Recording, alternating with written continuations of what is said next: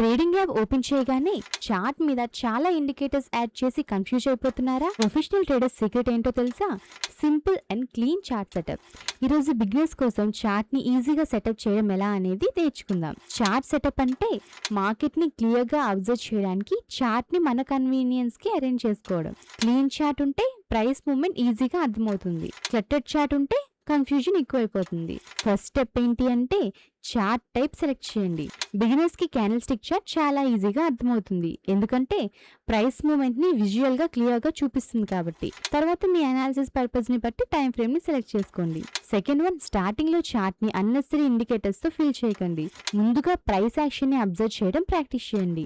Price movement అర్థమయ్యాక future videos లో indicators ని step by step గా మనం నేర్చుకుందాం. థర్డ్ స్టెప్ ఏంటి అంటే చార్ట్ జూమ్ ని కంఫర్టబుల్ గా అడ్జస్ట్ చేసుకోండి. Price scale, date scale clear గా కనిపించేలా సెటప్ చేసుకోండి. ఫ్రీక్వెంట్లీ అబ్జర్వ్ చేయాలనుకునే స్టాక్స్ ని వాచ్ లిస్ట్ లో ఆర్గనైజ్ చేసుకుంటే అనాలిసిస్ ఇంకా ఈజీ అవుతుంది. రిమెంబర్, ప్రొఫెషనల్ చార్ట్ సెటప్ అంటే ఎక్కువ ఇండికేటర్స్ కాదు, క్లియర్ విజువలైజేషన్. క్లీన్ చార్ట్ ఉంటే మార్కెట్ ని బెటర్ గా అబ్జర్వ్ చేయొచ్చు. రేపటి వీడియోలో మన ఫస్ట్ స్టాక్ చార్ట్ ని స్టెప్ బై స్టెప్ గా ఎలా రీడ్ చేయాలో నేర్చుకుందాం. చార్ట్ ఓపెన్ చేసిన వెంటనే ముందు ఏం చూడాలి, తర్వాత ఏం అబ్జర్వ్ చేయాలి అన్ని బిగినర్ ఫ్రెండ్లీగా ఎక్స్ప్లెయిన్ చేస్తాను. మార్కెటర్స్ తెలుగుని సబ్స్క్రైబ్ చేసి బెల్ ఐకాన్ ని ఆన్ చేయండి. Learn smart, think long term. నేను సెబీ రిజిస్టర్డ్ అడ్వైజర్ని కాదు, ఈ వీడియో కేవలం ఎడ్యుకేషన్ పర్పస్ కోసం మాత్రమే. Thank you for watching.